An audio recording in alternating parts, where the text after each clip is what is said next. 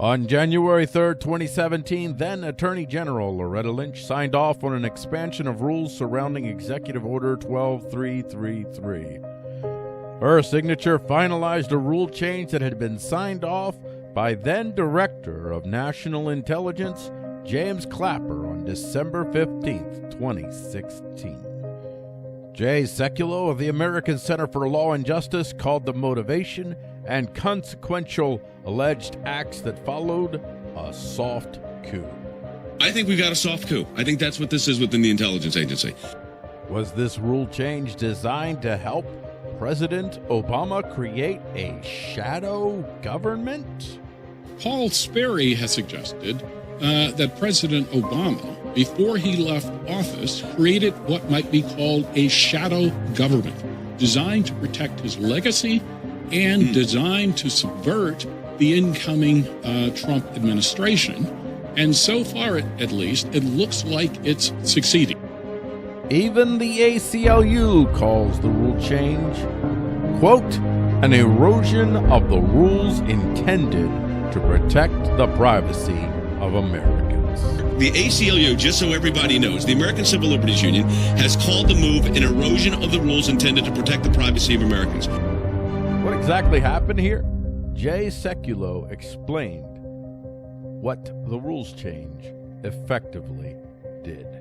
Now, this was a change, understand this, since the 1980s, only the NSA had access to this information. That's the way it was. And they would determine where it would go.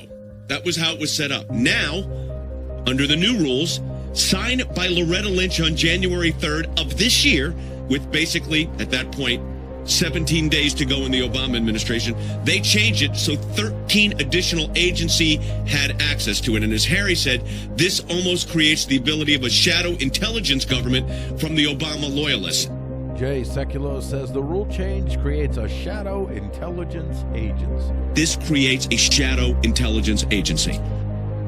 The rule exponentially compounds the difficulty of tracking leaks, Sekulow observed.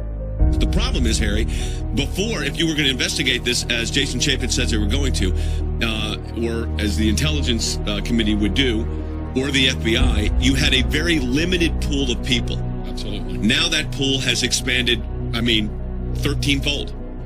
Yes, and that means that the possibility that leaks will occur has expanded exponentially. Yeah. So more sources available to communicate. That doesn't mean what they did, by the way, was legal. I don't want to, that they got the information, these other agencies may be legal under this new executive order amendment for the rules that were signed by President Obama's team. But the leaking of it doesn't, it's not legal to leak it still, but it gave more people access. Absolutely. The question is raised, did the intelligence community leakers violate espionage laws by leaking sensitive government information? It's very possible that members of the intelligence community have committed criminal misconduct in disclosing secret information. I, for one, have no doubt that this rule did exactly as it was designed to do.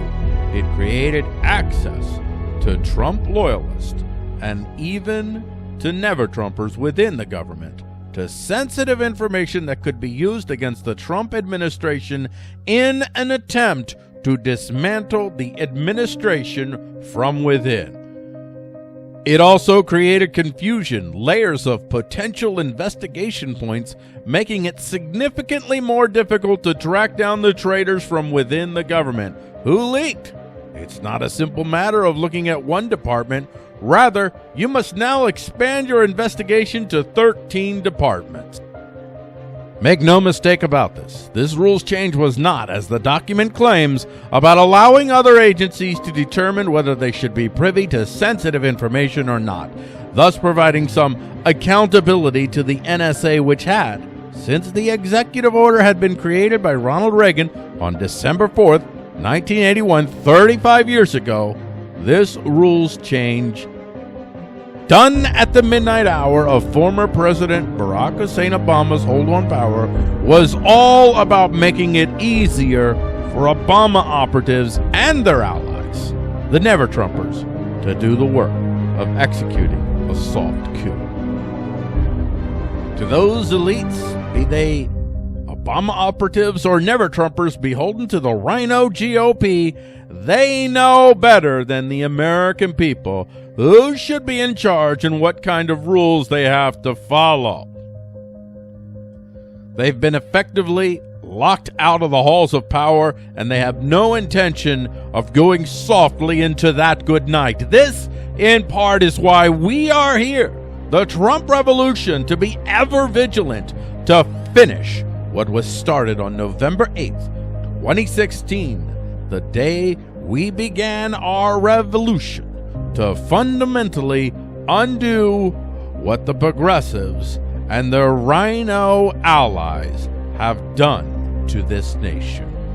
No, they will not go gently into that good night, and we will not be gentle in our response, our diligence, our determination to meet this threat from within.